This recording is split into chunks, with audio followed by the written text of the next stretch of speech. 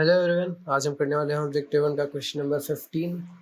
Question कहता है कि a simple pendulum having a Bob of mass m is suspended from the ceiling of a car used in a stunt film shooting.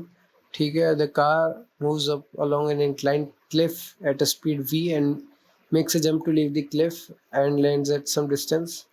Let r be the maximum height of the car from the top of the cliff. The tension in the string when the car is in air. तो हमसे कहा गया है कि ऐसे कोई inclined एक Cliff है, ठीक है। यहाँ से जो है गाड़ी चलते हुए आई मस्त और जंप लेती है, ठीक है, क्योंकि स्टंट वाली गाड़ी है। तो ऐसे गाड़ी कैसा मोशन करेगी, ऐसा ऐसे जंप लेके जो है दूर कूद गई, ठीक है। हमें डिटेल्स क्या दी गई है, ये दी गई है कि मैक्सिमम हाइट ऑफ क्लिफ से जो मैक्सिमम हाइट ऑफ कार की जो अटेन हुई, मान लो ये कार हमारी यहाँ पर आ गई। कार कैसे बनाए, ये हमारी कार बन गई, ठीक है। तो ये डिस्टेंस हमें आर दी है, ऑलराइट, यही दिया गया है ना, हाँ। और जो एक पेंडुलम है यहाँ पे सस्पेंडेड है कार की सीलिंग से, कार के सीलिंग से एक पेंडुलम सस्पेंडेड है मास m का, ठीक है। Car moves up along an line at speed v and makes a jump.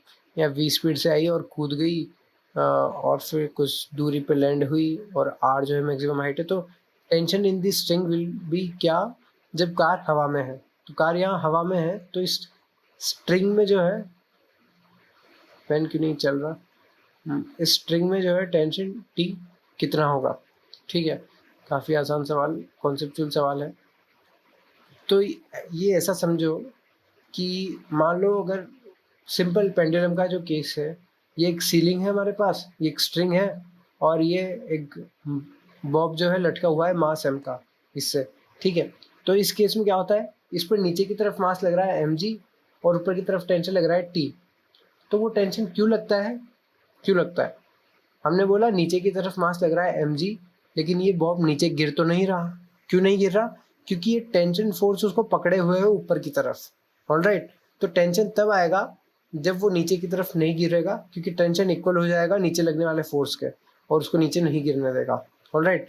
तो हम यहाँ पे क्या बोलेंगे, यहाँ पे हमारी कार है, ठीक है, और यहाँ पे ये स्ट्रिंग है और ये बॉब है।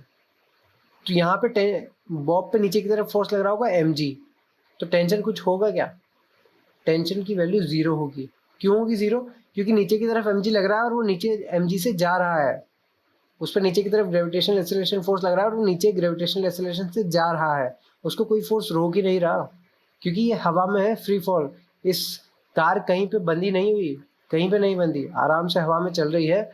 इस कार पे, पहिए पे, सीलिंग पे, स्ट्रिंग पे और बॉब पे, सब पे नीचे की तरफ जी लग रहा है और सब नीचे की तरफ जा रहे हैं जी एक्सेलरेशन से।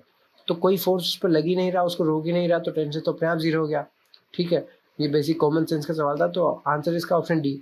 और इसको ऐसा समझना चाहो तो ऐसा समझ लो कि मान लो हम यहाँ पे खड़े हैं कहीं पे, हम देखेंगे कि अच्छा ये सीलिंग है, ये स्ट्रिंग है और ये बॉब है। तो बॉब पर नीचे की तरफ फोर्स लग रहा होगा mg और हम मान लेते हैं ऊपर की तरफ लग रहा होगा टेंशन t।